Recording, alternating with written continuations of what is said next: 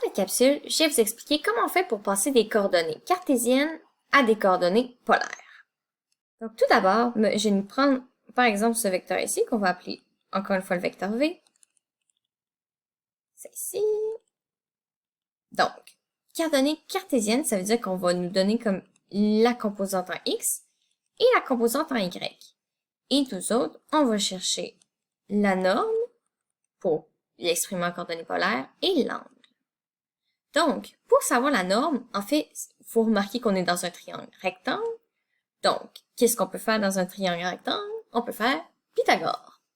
Donc, on va faire Pythagore. Ça veut dire que, en fait, la norme au carré, en fait, je pense que ça va être plus simple si je fais selon la formule typique de Pythagore. Donc, on sait que A carré plus B carré est égal à C carré.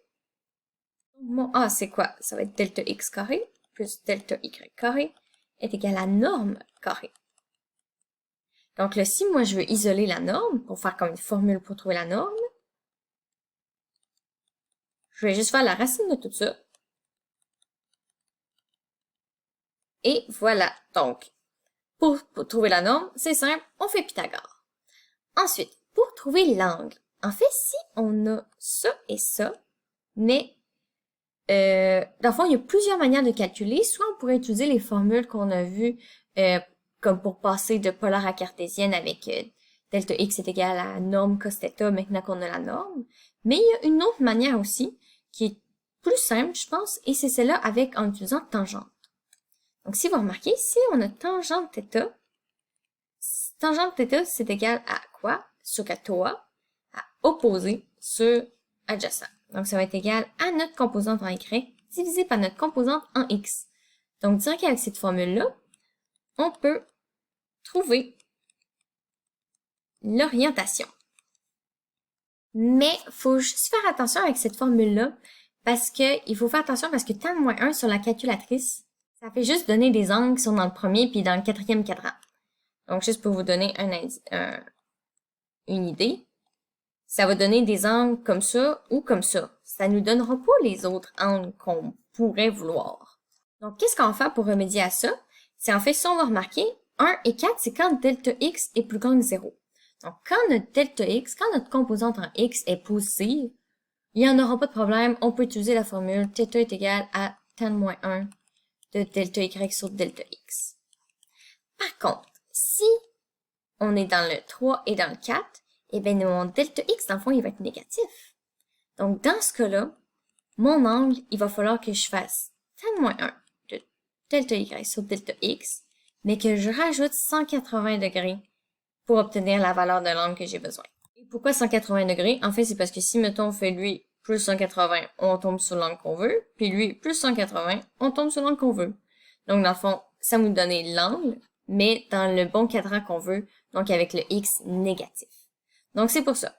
Je résume, pour trouver la norme, on fait Pythagore, et pour trouver l'orientation, on utilise tangente, et il faut faire attention si delta x est plus grand que 0, c'est juste ça, puis si delta x est plus petit que 0, on fait plus 180. Donc, pour concrétiser ça, on va faire un petit exercice. Donc, on va faire l'exemple suivant. Donc, ici, on nous donne les coordonnées polaires du vecteur. On nous donne les coordonnées cartésiennes du vecteur. Donc, on sait que sa composante en x, c'est 7 et la composante en y, c'est moins 3. Qu'est-ce qu'on va faire? On va faire en premier pour trouver la norme Pythagore.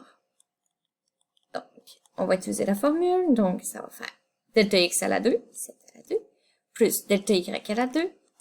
Puis, c'était la racine de tout ça. Donc, si on calcule, ça va nous faire 7 au carré plus moins 3 au carré.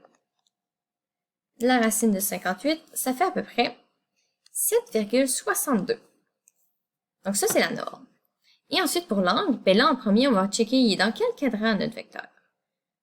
Donc là, si mon delta x est positif, ben là, elle va aller vers la droite. Puis comme mon delta y est négatif, ça va être vers le bas. Donc, il va ressembler à ça. Donc, ça ici, ça va être 7. Puis ça ici, ça va être moins 3. Donc, il est en cadran 4. On n'aura pas besoin de rajouter 180 degrés. Donc, on va pouvoir trouver son delta, son angle, en fait, son orientation, qui va être égal à tan-1 de delta y sur delta x. Donc, de tan-1 de delta y moins 3 sur 7. Donc, on n'oublie pas, on met notre calculatrice en degrés si on veut obtenir un angle en degrés.